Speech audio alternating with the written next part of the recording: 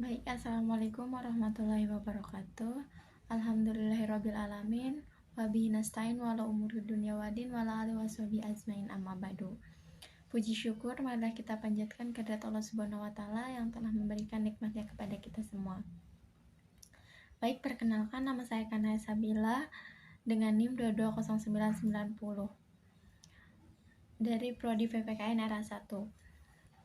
Dalam media pembelajaran ini, saya akan membahas mengenai Baik, langsung saja pada pembahasan yang pertama, yaitu mengenai makna demokrasi. Dalam makna demokrasi ada dua pembahasan, yaitu mengenai makna demokrasi dan klasifikasi demokrasi.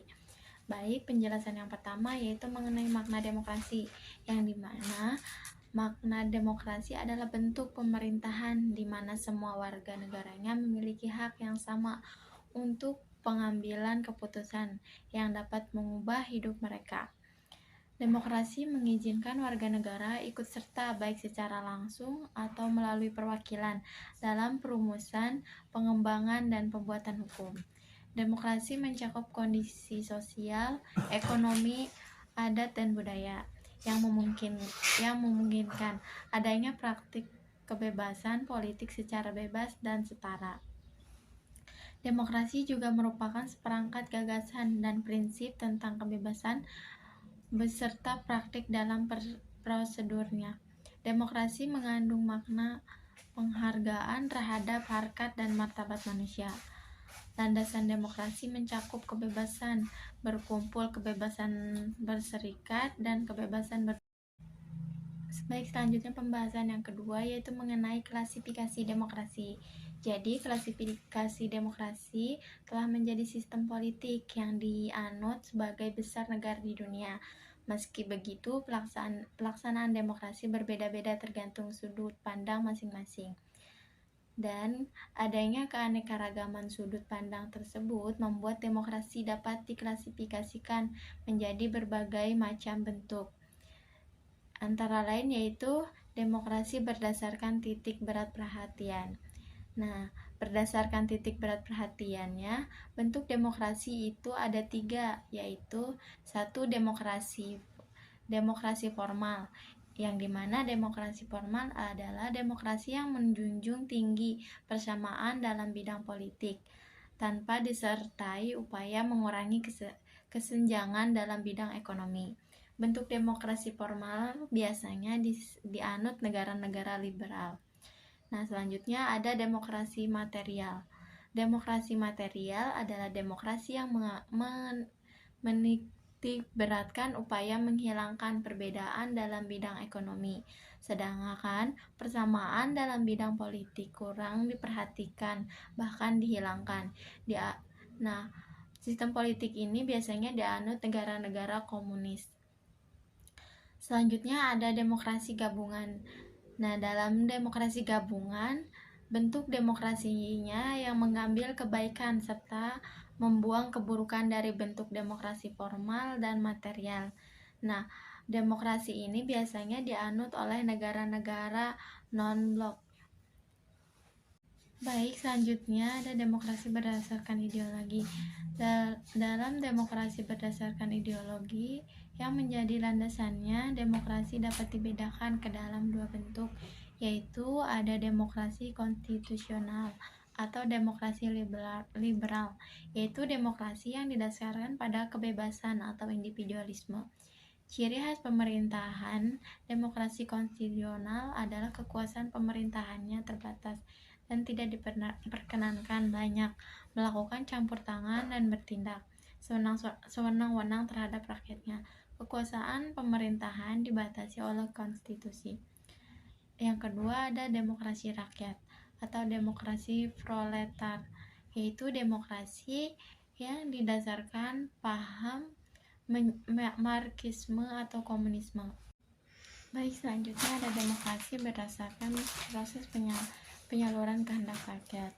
Menurut dan cara penyaluran kehendak rakyat, demokrasi yaitu dapat dibedakan ke dalam dua bentuk.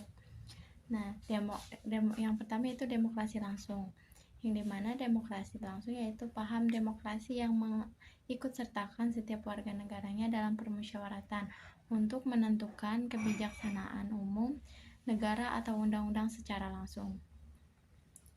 Yang kedua yaitu demokrasi tidak langsung atau paham demokrasi yang dilaksanakan melalui sistem perwakilan. Penerapan demokrasi seperti berkaitan dengan kenyataan suatu negara yang jumlah penduduknya semakin banyak, wilayahnya semakin luas, dan permasalahan yang dihadapinya pun semakin rumit dan kompleks. Baik, selanjutnya yaitu pembahasan mengenai membangun kehidupan yang demokratis di Indonesia. Jadi pada hakikatnya sebuah negara dapat disebut sebagai negara yang demokratis apabila di dalam pemerintahan tersebut rakyat memiliki persamaan di depan hukum, memiliki kesempatan untuk berpartisipasi dalam pembuatan keputusan, dan memperoleh pendapatan yang layak karena terjadi distribusi pendapatan yang adil, serta memiliki kebebasan yang bertanggung jawab. Nah, berikut adalah makna dari masing-masing.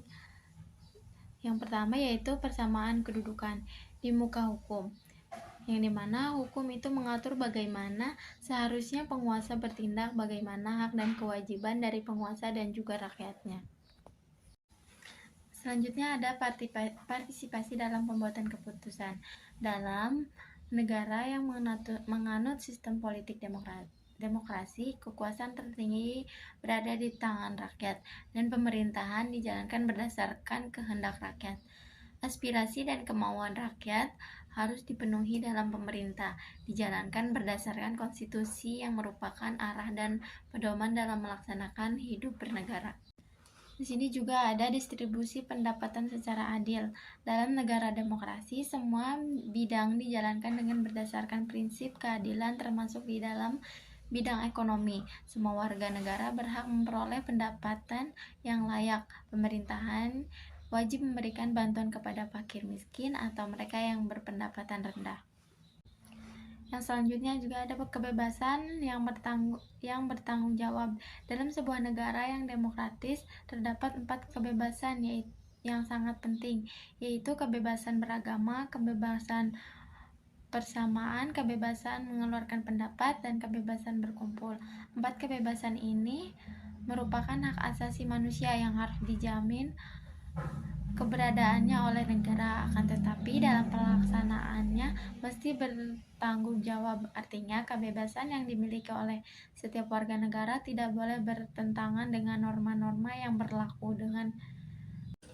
Nah, baik, selanjutnya itu mengenai perilaku yang mendukung tegaknya nilai-nilai demokrasi. Nah, demokrasi tidak mungkin terwujud jika tidak didukung oleh masyarakatnya sendiri. Nah, pada dasarnya, tumbuhnya budaya demokrasi disebabkan karena rakyat tidak senang dengan tindakan yang sewenang-wenang, baik dari pihak penguasa maupun dari rakyat sendiri. Nah, oleh karena itu, kehidupan demokrasi hanya mungkin dapat terwujud ketika rakyat menginginkan terwujudnya kehidupan tersebut. Nah, bagaimana sih caranya supaya kita dapat menjalankan kehidupan yang demokrasi? Nah, jawabannya yaitu untuk menjalankan kehidupan yang demokratis, kita bisa memulainya dengan cara menampilkan beberapa prinsip. Seperti yang pertama yaitu mengenai membiasakan diri untuk berbuat sesuai dengan aturan main, aturan atau hukum yang berlaku. Nah, selanjutnya ada membiasakan diri untuk bertindak demokratis dalam segala hal. Selanjutnya ada membiasakan diri untuk menyelesaikan persoalan dengan musyawarah. Selanjutnya ada membiasakan diri untuk mengadakan perubahan secara damai. Nah, tidak dengan kekerasan. Selanjutnya ada membiasakan diri untuk memilih pemimpin melalui cara-cara yang demokratis. Baik, selanjutnya juga ada selalu menggunakan akal sehat dan hati nurani dalam bermusyawarah. Selanjutnya ada selalu mempertanggungjawabkan hasil keputusan musyawarah kepada Tuhan Yang Maha Esa, masyarakat, bangsa, dan negara, bahkan dirinya sendiri.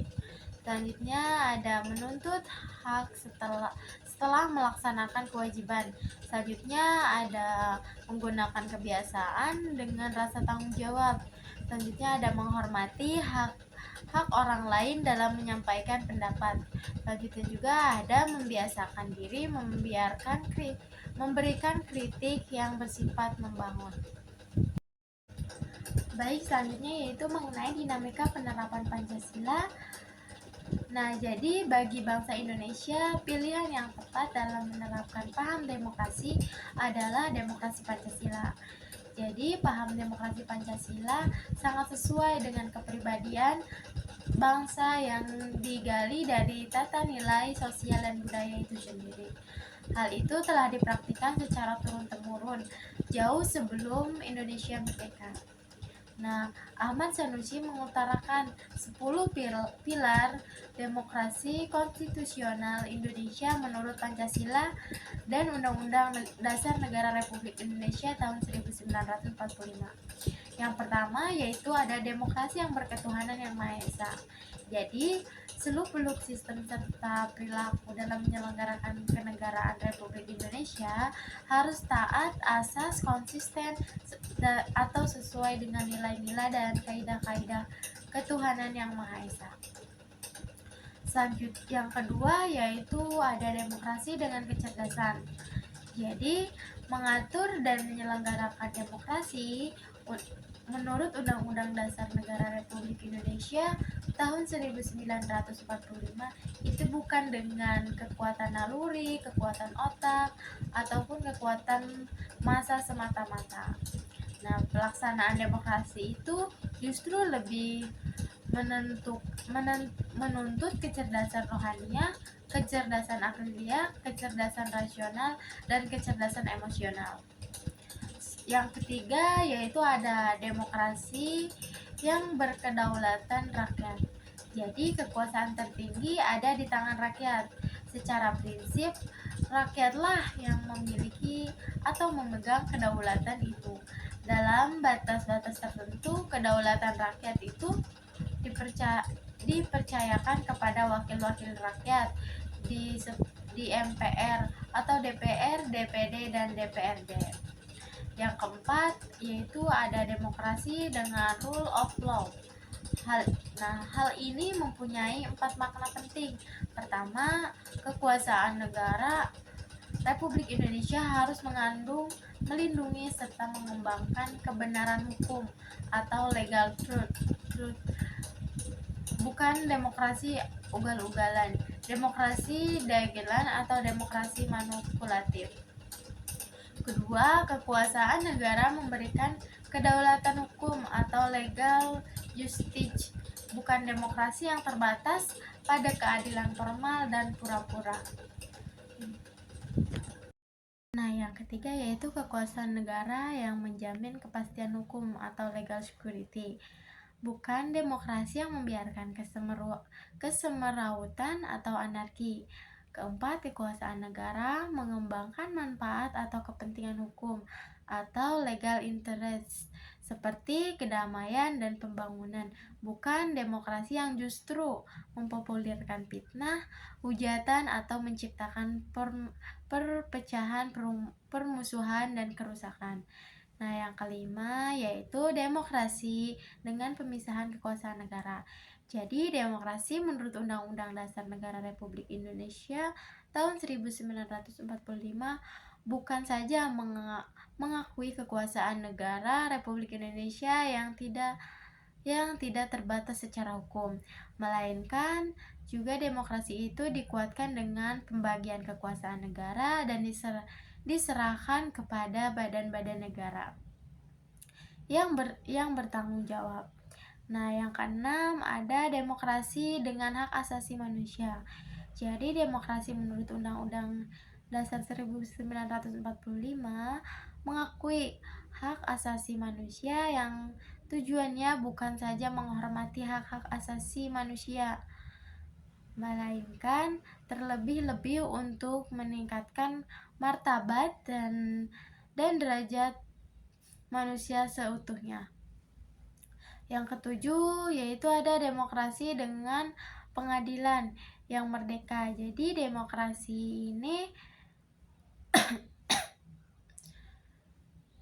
menghendaki diberlakukannya sistem pengadilan yang merdeka atau independen, yang memberikan peluang seluas-luasnya kepada semua. Nah, yang kedelapan ada demokrasi dengan otonomi daerah. Jadi, otonomi daerah merupakan pembatasan terhadap kekuasaan negara, khususnya kekuasaan legislatif dan eksekutif di tangan pusat, dan lebih khusus lagi yaitu pembatasan atas kekuasaan presiden. Selanjutnya yaitu 9, yaitu mengenai demokrasi dengan kemakmuran. Jadi demokrasi itu bukan hanya soal kebebasan dan hak, bukan hanya soal kebebasan dan tanggung jawab, dan bukan pula hanya soal mengorganisir kedaulatan rakyat atau pembagian kekuasaan kenegaraan. Dan demokrasi itu juga bukan pula hanya soal otonomi daerah dan keadilan hukum. Selanjutnya 10, yaitu mengenai demokrasi yang berkeadilan sosial. Jadi demokrasi itu menggariskan keadilan sosial di antara berbagai kelompok, golongan, dan lapisan masyarakat. Baik, terima kasih. Mungkin itu saja materi dan pembahasan yang bisa saya jelaskan. Kurang dan lebihnya mohon maaf. Wabillahi taufiq wal hidayah. Wassalamualaikum warahmatullahi wabarakatuh.